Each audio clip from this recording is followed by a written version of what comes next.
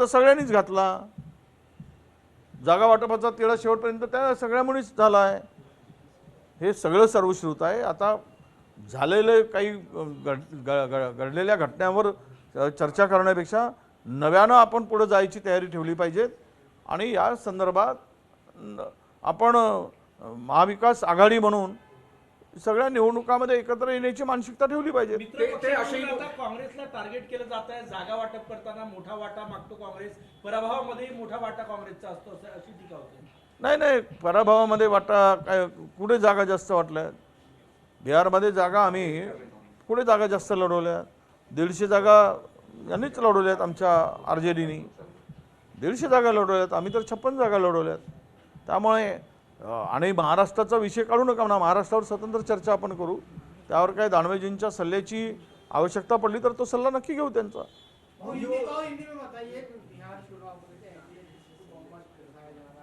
वो तो मिलना ही था, क्योंकि ये ईमानदारी से चुनाव हुए नहीं है, ये पारदर्शी चुनाव थोड़ी हुए है.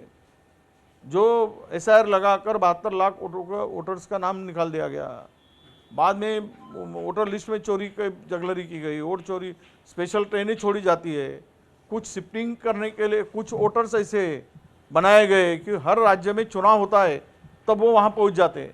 ऐसे 40 लाख वोटर्स है पूरे देश में बनाए गए भाजपा ने कि ट्रेन भर भर के. अब बिहार हो गया तो अभी उनका काम शुरू हो जाएगा कर्नाटक के लिए, वहाँ से फिर वो कर्नाटक आ जाएंगे, वहाँ पे चुनाव के लिए काम चालू हो जाएगा. वो वोट शिफ्टिंग का से वजह से ये चुनाव में कोई चुनाव हारेंगे नहीं, चुनाव जीतेंगे. ऐसे कैसे आता है कि 101 जगह जीतने के बाद में 86 जगह मिलती है, 90% निकाल कैसे आता है? तो इतना बड़ा पॉपुलर थी ये पार्टी, तो 10-10 हज़ार की विदागी क्यों देनी पड़ी? 10-10 हज़ार का रेवड़ी क्यों बांटनी पड़ी? अगर तुम्हारा काम था तो ये था, तो ये आप महिलाओं को चुनाव आया कि सरकारी तिजोरी की लूट करके सरकारी तिजोरी से पैसे बांटना और चुनाव जीतना, ये नया फंडा अभी भाजपा ने शुरू किया है, यही दिख रहा है. महाराष्ट्र में भी 4-4 महीने के पैसे एक साथ में 5 महीने के 7,500 रुपये डाल दिया गया उनके अकाउंट में. वहाँ पे 10,000 रुपये उनके महिलाओं के अकाउंट में डाल दिया. वहाँ का अर्निंग जो है, दरडोई उत्पन्न जो जिसको कहते हैं per annum income, per capita income, वो तो बहुत ही कम है, तो उसको 10,000 मिल गए तो बहुत ज़्यादा मिल गए. अगर ये सब करके चुनाव जीतने का अगर होता है तो मुझे लगता है कि ये देश में डेमोक्रेसी बचेगी नहीं.